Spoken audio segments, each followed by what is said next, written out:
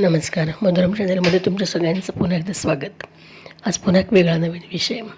तुम्हाला आपले विषय आवडत असतीलच, तुम्ही लाईक सबस्क्राईब करत असाल, पुढे पाठवत असाल आणि तुमच्या माझ्या मनातले विषय फार त्यात गहनता गोडता असं काही नाही की जे आपल्याला वाटतं तेच आपण असतो. जसं मी मागेच बोलले की तुम्हाला स्वतःला जे वाटतं तेच तुम्ही असता आणि तेच तुम्ही बोलता, तेच तुम्ही वागता आणि आजूबाजूच्या परिस्थितीवरती आपलं नियंत्रण नसतंच, पण आपल्या विचारावर आपलं नियंत्रण असतं आणि आपले विचार ठरवतात ती आपली मनोवृत्ती, जी आपल्याकडनं कोणीच हिसकावून घेऊ शकत नाही कधीच. हे मागेच मी बोलले. ती मनोवृत्तीचा प्रत्येकाची खिडकी मात्र वेगवेगळी आहे. पहिल्यांदा ती अतिशय स्वच्छ असते, पण आजूबाजूच्या परिस्थितीनुसार अनुभवानुसार त्याच्यात थोडंसं मळप जातं असं आपण म्हणूया. आणि मग त्या दृष्टिकोनातून आपण आयुष्यात आलेल्या काही चांगल्या गोष्टींनी सुखावून जातो, वाईट गोष्टींनी दुखावतो. सुखामुळे थोडंसं आपल्यात अहमपणा येतो, दुखावल्यामुळं कदाचित आपल्याला दुसऱ्याने सहानुभूती द्यावी असं वाटतं. अशा अनेक गोष्टी आहेत. जसं बोलले विकारांची छिद्र असतात, तर हाच प्रकार येत आहे की थोडासा या गोष्टीतनं विचार केला तर हे छोटे छोटे विषय, पण त्यातनं आपण काय शिकू शकतो असं विचारायला. आता लहानपणी आपण चिमणीची आणि कवळाची गोष्ट आपली आई आपल्याला लहानपणी सांगायची. चिवतई कावतई, चिमणीतही काऊच्या घरात कशी गेली, मग कावळाने काय, कावळा चिमणीच्या घरात कसा गेला आणि काय केलं, या सगळ्या गोष्टी माहिती आहेत. तर याचा थोडासा आधार घेऊन बोलण्याचा प्रयत्न केला. खूप जुनी गोष्ट मी लिहिलेली आहे, तर थोडीशी आत्ता बोलण्याचा प्रयत्न करते. विषयाचं नाव तुम्हाला ओघानं कळेलच. चिमणीचं सगळं काम आटोपलं, ती जरा निवांत झाली तेव्हा तिच्या लक्षात आलं की अरेच्छा, दारावर आलेला जो कावळोबा आहे तो मगाचपासून आपली वाट बघतो आहे आणि आपण कावळ्यासाठी दारच उघडलं नाही. तिला खूप अपराधी वाटलं. तिने बंद दारामागचा कानोसा घेतला तर तिला दाराबाहेर ती टकटक ऐकू येईना. दाराबाहेर शांतता होती. ती शांतता चिमणीला असह्य झाली. तिच्या ती कामात मग्न होती. तिने ताटकळत त्या कावळोबाला ठेवलं आणि जेव्हा तिचं काम आटोपलं तेव्हा तिच्या लक्षात आलं की बाहेर कोणीतरी आपल्यासाठी वाट बघतंय. तिने तत्परतेनं दार उघडलं. दाराबाहेर कावळा नव्हताच. तिने आजूबाजूला फिरून पाहिलं, कावळा कुठंही नव्हता. तिला असं वाटलं गेला असेल कुठेतरी उडत उडत, येईल परत. तिने स्वतःच्या मनाची समजूत काढली. मात्र रात्र मावळली, दिवस उगवला, संध्याकाळ झाली, परत रात्र झाली. असे 2 दिवस निघून गेले तरी कावळ्याचा काही पत्ताच नव्हता. चिमणीचं मन कशातच रमेना, कारण तिला तिची चूक कळली होती. आणि किती मोठी गोष्ट आहे, जेव्हा आपल्यालाच आपली चूक कळते तेव्हा आपलं मनच आपल्याला कसं खातं. म्हणजे चांगल्या माणसाचं एक उत्तम माणसाचं लक्षण येते असं म्हणता येईल. तसं चिमणीचं मन आज कशातच रमेना. बाळाला नाव घालण्यातही नाही आणि बाळाला गंध पाडून लावण्यातही नाही, कारण एव्हाना तिला सवय झाली होती ना रोजची कावळ्यानं बंद दारावर केलेल्या टकटकीची. विषयाचं नाव तुम्हाला कळलं असेलच. कावळ्याने बंद दारावर केलेल्या टकटकीचीच, कारण रोजचा शेर असतं. जसं आपण आपल्या रोजच्या दैनंदिन जीवनामध्ये रोज ठराविक दिवशी ठराविक कृती आपली घरामध्ये असणाऱ्या दैनंदिन काम आपण करतच असतो. त्यात एखादं काम जर चुकलं तरी आपलं मन आपल्याला चुकचुक करतं. मन आपलं की अरे आज मी केलं नाही. भले आपण ते करताना कधीतरी कंटाळा केला असेल, अरे रोज काय तेच करायचं असं आपल्याला वाटतं आणि आपण कधी त्याकडे कानाडोळा करतो. पण शरीराला इतकी सवय झालेली असते, कारण कोणत्याही गोष्टीची शरीराला सवय 21 दिवसात होते. आता पुन्हा तो एक वेगळा विषय, 21 दिवसच का वगैरे आपण नंतर कधीतरी बोलूया. तर कोणती गोष्ट तुम्ही सतत सातत्याने करत असाल त्याची सवय होऊन जाते, अगदी माणसांची सुद्धा असं आपण म्हणतो. तर कारण एव्हाना तिला चिवताईला त्या सवय झाली होती की कावळ्यानं बंद दारावर केलेल्या टकटकीची. तो आवाज आज तिच्या कानातच साठला. इतका आवाज साठला होता की तो तिला उगाच असं वाटलं की आता कावळं आलेत. कारण तो आवाज असा काही त्याच्या कानात साठला होता की दिवसातून अनेक वेळा तिने दारावर टकटक झाली आहे असं समजून दार उघडून बघितलं. बाहेर कोणी नाही ना. आणि असं बघून तिनं निराशेने दार बंद केलं. असं करत करत अनेक दिवस उलटून गेले. चिमणीच्या मनातून काही कावळा जाईना. तिच्या मनात ती गोष्ट राहून गेली, अरे तो दारावर माझ्या आला होता, पण मी त्याकडे लक्ष दिलं नाही. मग तिने कावळ्याचा शोध घ्यायचा असं ठरवून घरट्याबाहेर पाऊल टाकलं. मजल दरमजल करत फिरताना थकून एका झाडाच्या फांदीवर विश्रांती घेण्यासाठीच थांबली. एवढ्यात त्याच झाडाच्या दुसऱ्या फांदीवर चिरपरिचित आवाज त्याच्या कानावर पडला. तो कावळ्याचा आवाज होता. तो आवाज ऐकून चिमणीला आनंद झाला. सारा थकवा, सारा शीण उठल्या कुठे पळाला. जसं माणसांची सवय होते तसं माणसांच्या शारीरिक काही गोष्टींची सुद्धा आपल्याला आवाजाची लकेबीची सगळ्याची सवय होते. अरे हाच माणूस आहे, पाठमोर असलं तरी आपण ओळखतो. तसंच चिमणीचं झालं. तिने कावळ्याचा आवाज ओळखला. तो आवाज ऐकून चिमणीला आनंद झाला. सारा थकवा, सारा शीण त्याचा कुठल्या कुठे पळाला. कारण तिची मनोवृत्ती, पुन्हा तो शब्द मी वापरते, कारण तिच्या मनात ते राहून गेलं आणि मी कावळ्याशी दार उघडलं नाही. तेव्हा तो तिच्या मनोवृत्तीला आलेला थकवा, शीण थोडासा कुठल्या कुठे पडला. जसं आपल्याला खूप थकल्यानंतर आपल्याला वाटतं कधी कधी की काहीतरी आपल्या मनासारखं घडावं आणि आपण पटकन थोडं कामात चेंज केला, बदल केला तर आपल्याला फ्रेश वाटतं. तसंच काहीसं तिला झालं आणि तिने मोठ्या उत्साहाने त्या फांदीच्या दिशेनं झेप घेतली. आणि पाहते तर काय, तो कावळा आपल्या घरट्यात आपल्या पिल्लांसोबत आनंदाने मजा करत होता, मौजमस्ती करत होता. आता ती कुणाच्या घरट्यात गेली? कावळबाईच्या घरट्यात गेली. एकीकडे कावळबा यायचा चिमणीकडे, चिवताई चिवताई दार उघड, चिवताई चिवताई दार उघड, थांबाच्या बळाला नाव घालते असं म्हणत चिमणीताई त्याला ताटकळत ठेवायची. असं अनेक दिवस गेल्यानंतर तो बिचारा कावळा दमून गेला आणि तो नंतर चिमणीताईच्या दारामध्ये येईनासा झाला. मग चिवताईला वाटलं अरे आता कावळबाई येत नाही, मला त्याची सवय झाली एवढी टकटकीची. मग तिनेच कावळ्याचा शोध घेतला आणि तिने बघितलं की कावळा आपल्या घरट्यात आपल्या पिल्लांसोबत आनंदाने मौजमस्ती करत होता. कावळ्याचं लक्ष चिमणीकडे गेलं. चिमणीला पाहून त्याला आनंद झाला आणि तो आनंदाने म्हणाला, या चिमणाबाई, तुमचं स्वागत आहे आमच्या घरट्यात. तुम्हाला भेटून खूप आनंद झाला. काय करू मी तुमच्यासाठी? तुम्ही कसे आहात असं त्याने विचारलं. कावळबांनी चिवताईला. कावळ्याचं ते अगत्य पाहून चिमणी खूप ओशाळली आणि म्हणाली, तुला राग नाही आला माझा? कावळबांना म्हणाली, तुला राग नाही आला माझा? मी दार उघडलं नाही तुझ्यासाठी. कावळबा बोलले, काय यावा? चिवताई म्हणाली, मी माझ्या विश्वात गुंग होते म्हणून. अशा या चिमणी कावळ्याच्या गोष्टी आपण ऐकत आलो आहे लहानपणापासून. बघितली तर खूप छोटीशी गोष्ट की लहानपणापासून आपण आपल्या मुलांना शिकवतो की जेव्हा त्यांना काही गोष्टी माहितीच नसतात ती बिंबवायचा आपण नकळत प्रयत्न करतो. कुठेतरी आपले संस्कार, आपली संस्कृती यात दडली आहे. आणि आपल्या मुलांना काय शिकवतो आपण? तर कसा एकमेकांचा आदर करावा. पण प्रवाहाच्या बरोबर पुढे जाता जाता आपण हेच विसरून जातो की आपण काय शिकलो आहे. तेव्हा चिवताई आणि कावळ्याची छोटीशी गोष्ट, त्यातनं काय मोठा गर्भेदार्थ ती छोटी मुलं घेणार होती किंवा आपण घेतला असो.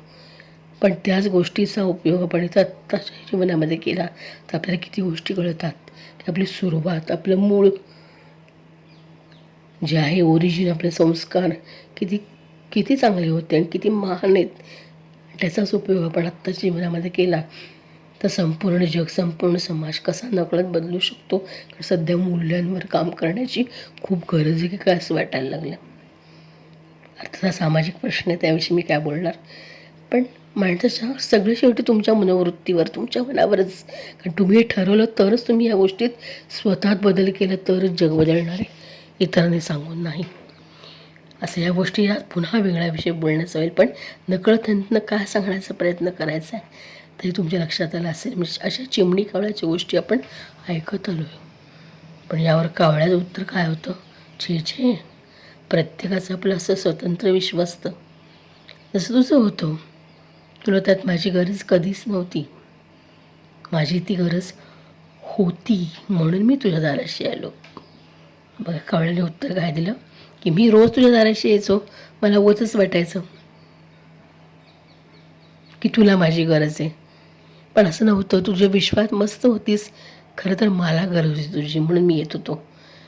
पण नंतर मला माझी चूक कळली. माझी गरज भागवण्यासाठी तू तुझ्या विश्वातून बाहेर येऊन मला साथ देणं किंवा तुझ्या विश्वात मला प्रवेश देणं, या दोन्ही गोष्टी तुझ्या आयुष्यावरती अतिक्रमण केल्यासारखे होतील. जसं मागे मी बोलले, स्पेस आणि जागा शब्द अतिक्रमण सारख्याच घडल्या असत्या, नाही का? आणि कोणाच्याही वस्तूवर, अधिकारावर, भावविश्वावर अतिक्रमण करणं चूकच, नाही का? असं कावळा म्हणाला. म्हणून मग मी स्वतःच वजा व्हायचं ठरवलं आणि निघालो एकटाच तुझ्या विश्वापासून दूर, मला एकटं करून. अरे, मला सवय झाली आता तुझी, चिमणाबाई म्हणाली. या जगात एकटं कोणीच नसतं. जेव्हा आपण एकटं आहोत असं वाटतं ना, तेव्हा तो एकांतच असतो आपला सोबती, जो दाखवत असतो आपल्याला वाट आयुष्यातल्या पुढच्या प्रवासाची. मलाही दाखवली त्याने, असं कावळाबा चिवताईला म्हणाला. आणि बघ, आज मी किती छान आनंदात आहे, माझ्या घरट्यात, माझ्यावर जीवापाड प्रेम करणाऱ्या माझ्या माणसांमध्ये. चिमणी निशब्द होऊन तिथून निघाली. तेव्हा कावळा तिला एवढंच म्हणाला, चिमणाबाई, माझ्या घरट्यात तू केव्हाही येऊ शकतेस हो. तुझी टकटक ऐकून दारावरची मी लगेच दार उघडेन, क्षणाचाही विलंब न करता. त्याचे शब्द ऐकून चिवतेचे डोळे पाणावले. भरल्या कंठाने निरोप घेऊन तिने परतीची झेप घेतली आपल्या घरट्याकडे. पण आज त्याच्या पंखामध्ये पूर्वीत बळ राहिलं नव्हतं. का असेल असं? कधी केला विचार तुम्ही याचा? करून बघा. या गोष्टीतनं छोटीशी गोष्ट, पण यातनं आपण किती अर्थ घेऊ शकतो असा विचार डोक्यात आला आणि बोलावंच वाटलं आज. पण आज तिच्या पंखात पूर्वीत बळ राहिलं नव्हतं. आपल्या सगळ्यांचीच अवस्था थोड्याफार प्रमाणात चिमणाबाईसारखी झाली असं वाटतं. म्हणजे कोणीतरी आपला माणूस आर्थपणे आपल्याला साथ घालते, आपल्या गावीच नसतं कधी.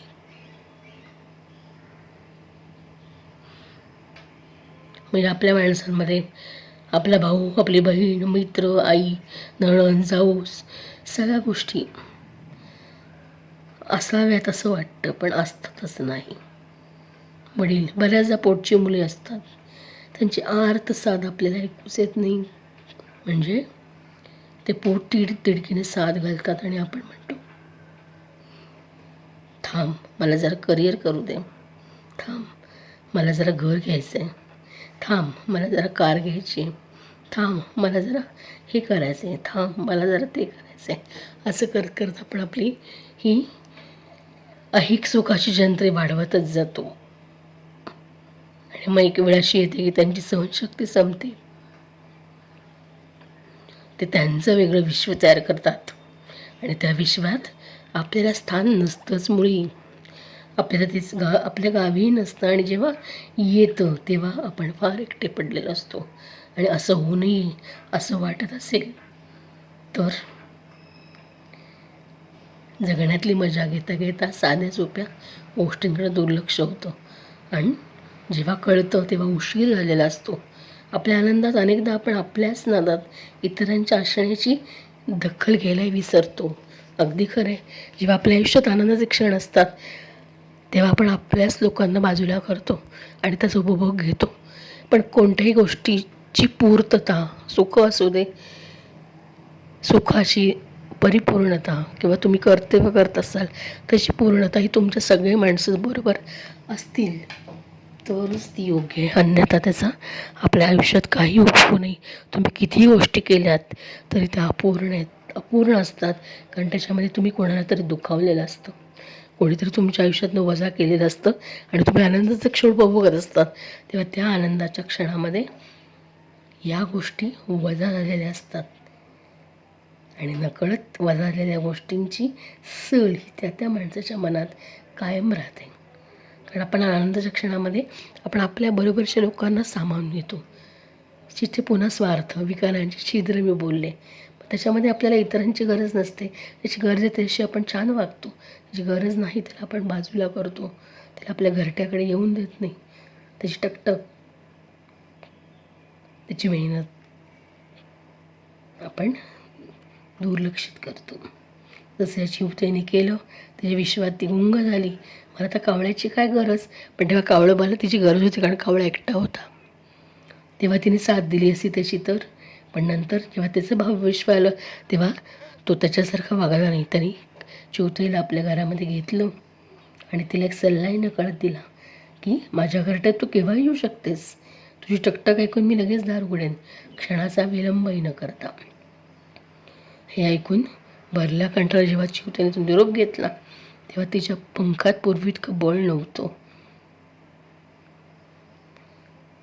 जसं मी बोलले की जंत्री आपली वाढतच जाते. नातेवाईक असून सुद्धा ते नातेवाईक आपल्या ह्याच्यामध्ये आपल्याला ह्याची काय गरज आहे, याला आपण का बोलायचं, असं करत करत आपण आपल्या विश्वात दंग होतो. आपली कर्तव्य करता करता आपण विसरूनच जातो की या आपल्या आनंदाला कुठंतरी अपूर्णतेची झालं रे. कारण आपण आपल्याच माणसांमध्ये ची टकटक कधी ऐकलीच नाही. या गोष्टी असतात नकळत परत सगळ्यांच्या आयुष्यात त्याच गोष्टी, जसं आपण म्हणतो घरोघरी मातीच्या चुली. तर या ना त्या फरकानं आपण या गोष्टी विसरत जातो, दुर्लक्षित करतो. जगण्यातली मजा घेता घेता सोप्या गोष्टींकडे दुर्लक्ष करतो आणि तेव्हा कळतं अरे उशीर झालेला असतो. आपल्या आनंदात अनेकदा आपण आपल्याच नादात इतरांच्या असण्याची दखलही घ्यायला विसरतो. आपल्या गरजेनुसार जवळीक साधणं हा माणसाचा स्वभाव आहे. पण कदाचित न जाणो दारावर टकटक करून परतलेल्या गोष्टी पुन्हा कितीही जीव लावला तरी परतत असतील ही साशंकता आहेच. कारण गेलेली वेळ असती, परत येत नाही. तर आता तुम्ही हाक द्याल तर त्यांच्या प्राथमिकता कदाचित बदललेल्या असू शकतात. जसं कावळबाला तर गरज नव्हती चिवतायची, कारण तो त्याच्या भावविश्वात गुंग होता. असे अनेक प्रश्न वेळीच टकटक न ऐकलेलं उद्भवू शकतात. कारण मोजता येणाऱ्या सगळ्या गोष्टींना कधीतरी संपण्याचा शाप आहेच. मग तो पैसा असेल, वय असेल, आणि हे सत्य आहे. तेव्हा वेळीच टकटक ऐकायला शिकायला हवी. हेच या चिवताईच्या गोष्टीतनं घेता येईल. फक्त ही खूप लहानपणी सांगितलेली गोष्ट, जेव्हा या गोष्टींचा अर्थ आपल्याला कळत नाही, मग कदाचित तो कळावा म्हणून त्याची सुरुवात तर नसेल ती, की जो आपल्याला आपल्या तिसऱ्या टप्प्यावर आयुष्याचं कळायला लागतो की काय असं वाटलं. म्हणून वेळीच टकटक ऐका. न जाणो कोणाला तरी तुमची गरज असेल, आत्ता नसली तरी पुढे तुम्हाला त्यांची गरज लागेल. त्यामुळे वेळीच या टकटकीचं उत्तर आपण द्यायला हवं. ही नकळत छोट्या चिवताईने कावळबाच्या गोष्टीवरून आपल्याला हा बोध घेता येईल. कारण जसं बोललो की आपलं सर्वस्व जर हिरावून घेतलं तर आपली मनोवृत्ती कोणीच हिरावून घेऊ शकत नाही. कारण सगळं तुमच्या विचारावरच आहे. तर हाच बोध यातनं घेता येईल आणि प्रत्येक सृष्टीतल्या प्रत्येक गोष्टीतून काही ना काहीतरी आपल्याला नकळत आपल्या गोष्टीशी रिलेट करता येईल. त्याचं भगवद्गीतेमध्ये आपण 18 अध्याय श्रीकृष्णाने सांगितले अर्जुनाला का तर त्यांनी युद्धास तयार व्हावं. त्याचा विषाद पहिल्यांदा त्याचा विषाद होता तो कमी करत करत श्रीकृष्णाने त्याला मोक्षापर्यंत नेलं आणि कर्म भक्ती याच्या आधाराने जोडत त्याला युद्धास तयार केलं. भगवद्गीता जसं प्रत्येक आयुष्यातल्या प्रत्येक टप्प्यावर आपल्याला कुठे ना कुठेतरी रिलेट करतेच. कारण म्हणून गीता ही नित्य नवीन आहे असं म्हणतात. तसंच की प्रत्येक गोष्ट ही आयुष्यामध्ये काहीतरी कारणाशिवाय घडत नाही. आपण घेणारा रोजचा श्वाससुद्धा काहीतरी कारणास्तव आपण घेतो. निमित्ताशिवाय कुठली गोष्ट कुठली माणसं आपल्या आयुष्यात कधी येत नाहीत आणि जाती नाहीत. तेव्हा त्यांची टकटक ही वेळीच ऐकता यायला हवी. हाच यातनं बोध घेता येईल. शिकवणारे मी कोणी नाही, पण जस्ट गोष्टीचा आधार घेत जी खूप पूर्वीच डोक्यात लिहिलेली बोलण्याचा प्रयत्न केला आणि नकळत आपण याच्यात आपल्याला आपण कसं घडवत जाऊया हा विचार घेता येईल. हा माझा मीच घेतला आणि तुमच्यापर्यंत नकळत या माध्यमातून बोलण्याचा प्रयत्न केला. तुम्हाला आजचा विषय आवडला असेलच. पुन्हा नवीन विषयात भेटूच. टकटक वेळी जगूया. चॅनलला लाईक सबस्क्राईब करूया. धन्यवाद.